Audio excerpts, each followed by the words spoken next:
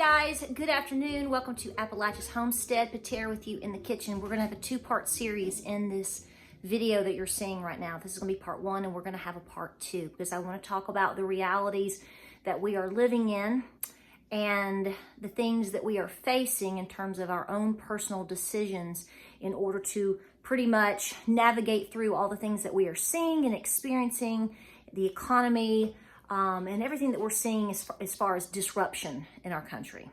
And so I wanted to, at first I thought I was going to put these two topics together, and I'm not. I'm going to separate them out. So here's the deal.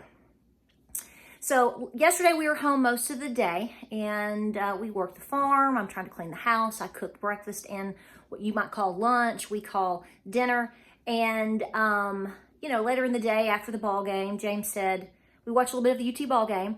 And James was like, let's just go grab a bite to eat. The kitchen's clean. We've got everything done. Let's just go relax and see if we can just get a little something to eat. And I said, okay, that sounds good to me. Why not?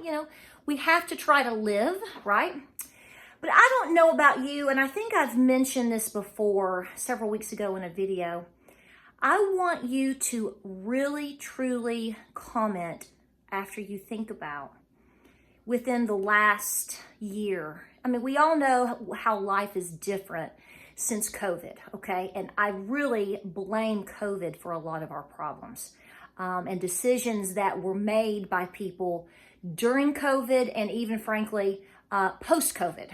And so, you can probably take that 5 different ways, but I'm just saying COVID and how society has reacted to that and the experiences that we have all had with that, things that we have been told during all of this time period, and decisions that have been made politically have completely devastated the lifestyles that most of us are used to living. And I'm not even talking about a certain classification of people, whether you want to call it upper class, middle class, lower class.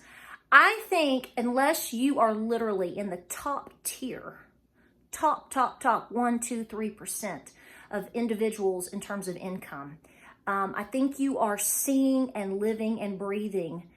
We are absolutely getting knocked to the floor, okay? And there's a lot of conversations that we can have about this. But my question to you is, have you had an aha moment? I have had several over the last year. We've talked about a lot of topics here. We will continue to because we ain't shutting up.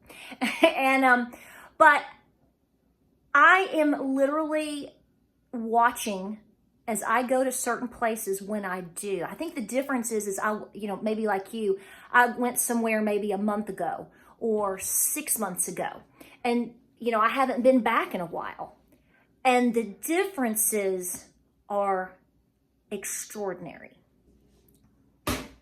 Now, what do I mean by that? Well, there's been several examples just in the last week. So the other day, for example, I'll get to the dinner part from last night because I really had a tough time with everything that we experienced last night. Not because I can't handle a bad experience at a restaurant. It is everything has come full circle for me the last 12 to 18 hours. And I think I've had my biggest aha moment. And I think a lot of us are having trouble with this. This is why I'm making this video separate in its own conversation. But the other day we went to Kroger. I haven't been to a Kroger in several months, okay? I don't live near one, so it has to be sort of a special trip or a reason why.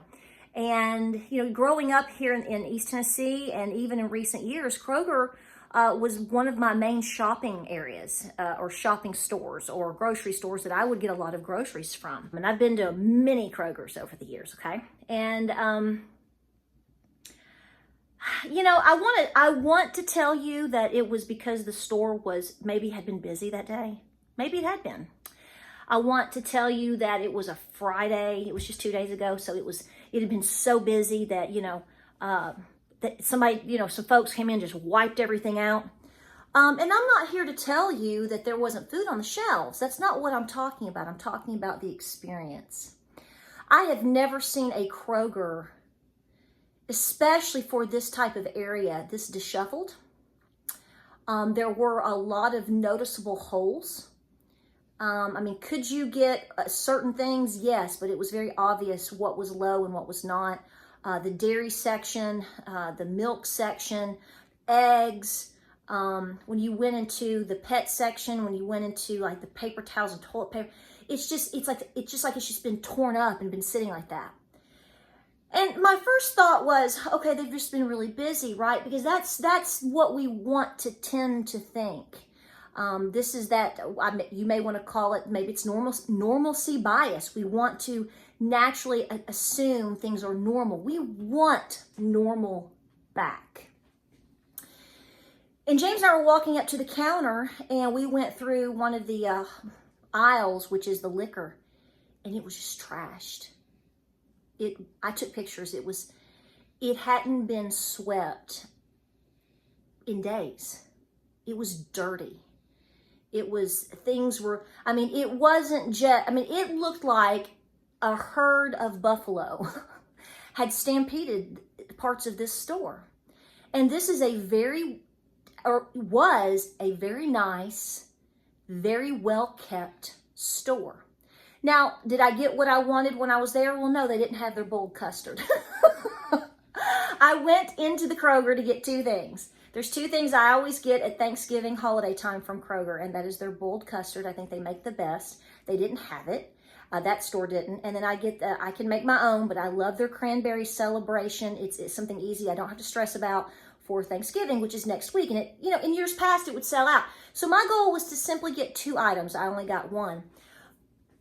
But I had a different experience in the store. And I'm not trying to knock down somebody's management skills. I'm not trying to put down Kroger in general. I'm saying that I'm seeing this in a lot of places. Have you been to Walmart? Have you been to Dollar General? We talk about the Dollar Tree all the time. Remember how they used to be just so packed? Typically here, very organized, very packed, overall pretty clean. And we get so excited now. Think about this.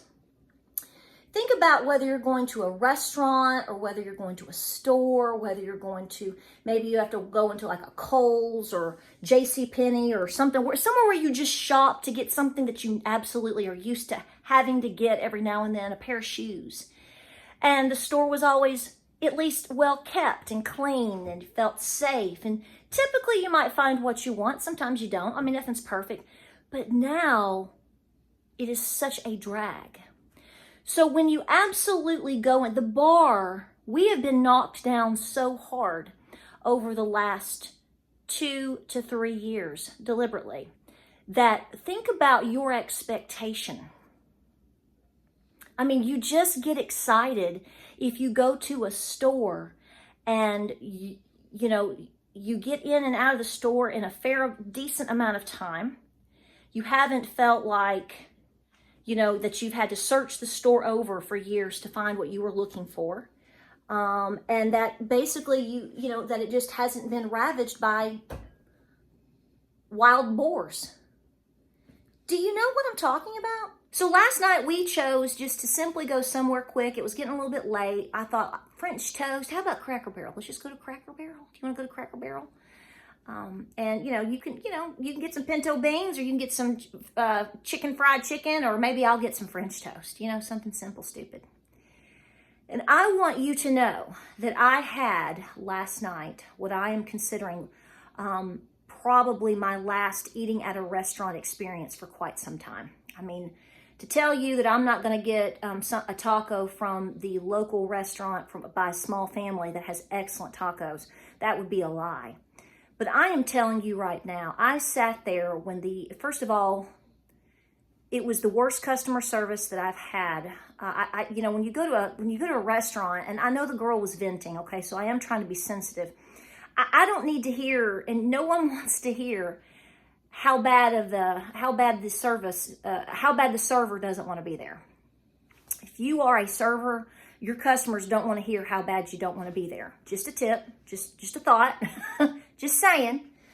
Then she argued with me because I didn't want to have eggs. I was even, she argued with me of why I had to get the eggs with the French toast. And I'm sitting here going, first of all, I'm the customer.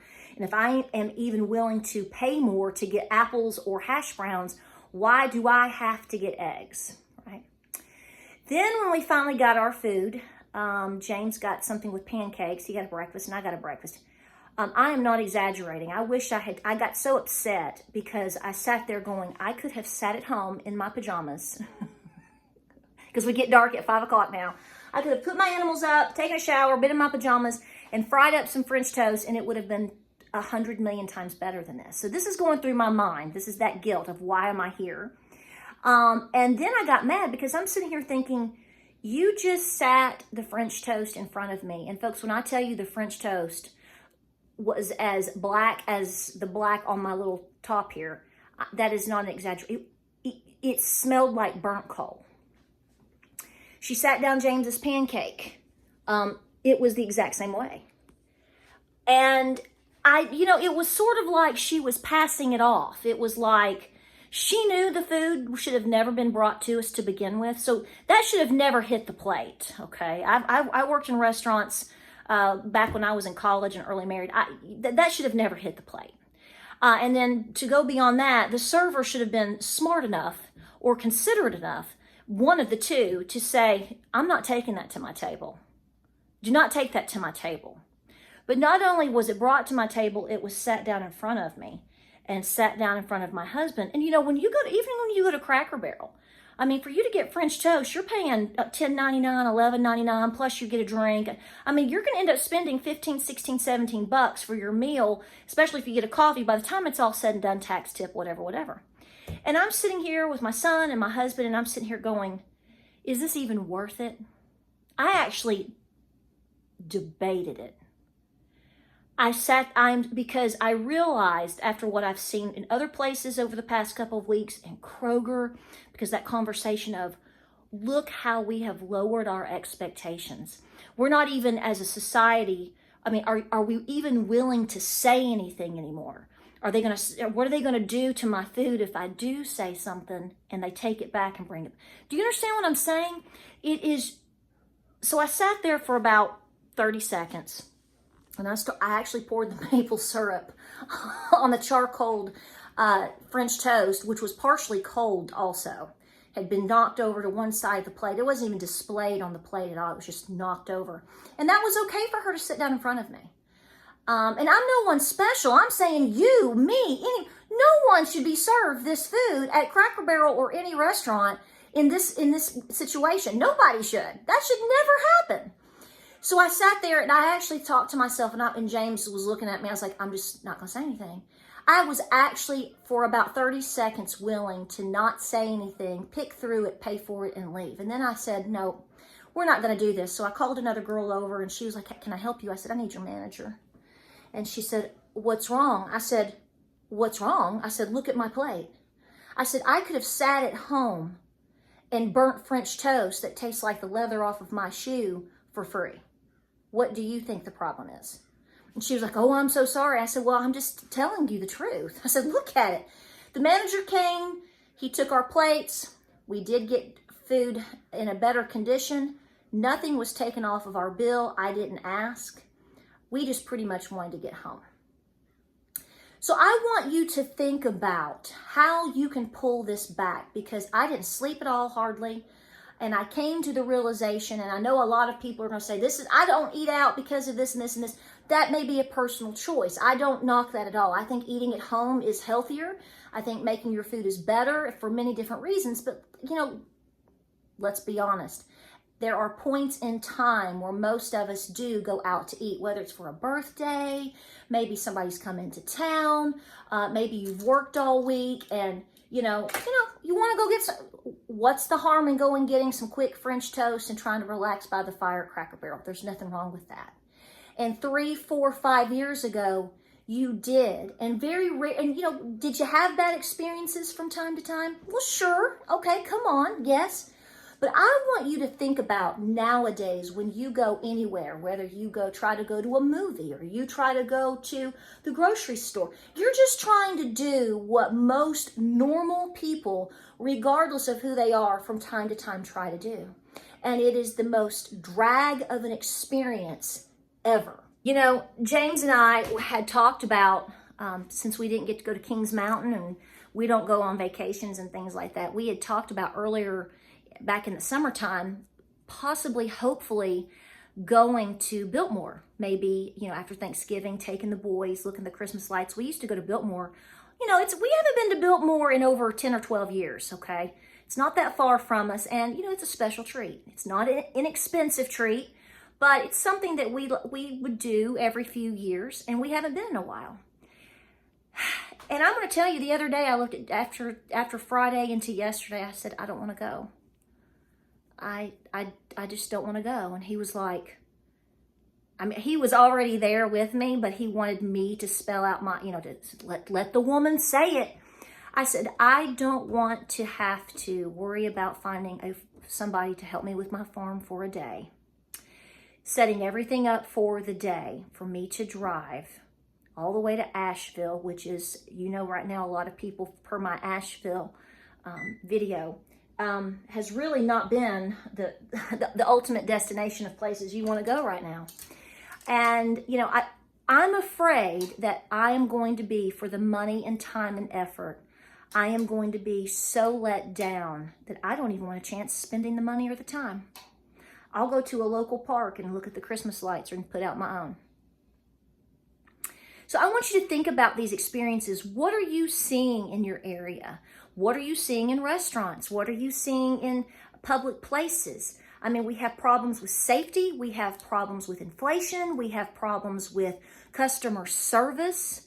I do think that COVID was a catalyst for all of these things, but who is doing anything to help it, right? Do you know what I'm saying? And it pains me to actually say something because I'm always concerned that indirectly that I'm hurting somebody's paycheck. But I gotta tell you, I'm sorry to say it this way, and I don't mean this personal towards this girl. I don't even know her name. If that server last night was really honestly concerned about her paycheck, I think she would have put forth a whole lot more effort. And this is how I'm going to close this out. Let me tell you right now, if you are in a personal business, restaurant, of any sort, if you make items that you sell of your own, if you have some sort of control over something like that, you have a bakery, you sew, you provide something to help your income by, you know, something that is, you know, basically has everything to do with customer service. I am highly encouraging you, especially now as we are watching inflation not get better. And as we push into the holiday time, I know working with the public can be very, very hard. But I do think the ones that are going to survive what I feel is coming are going to be the ones that are willing to stick their neck out to provide the best in customer service. Go the distance, go the extra mile, sweep the floor, look at the plate and say, is this look perfect for my customer?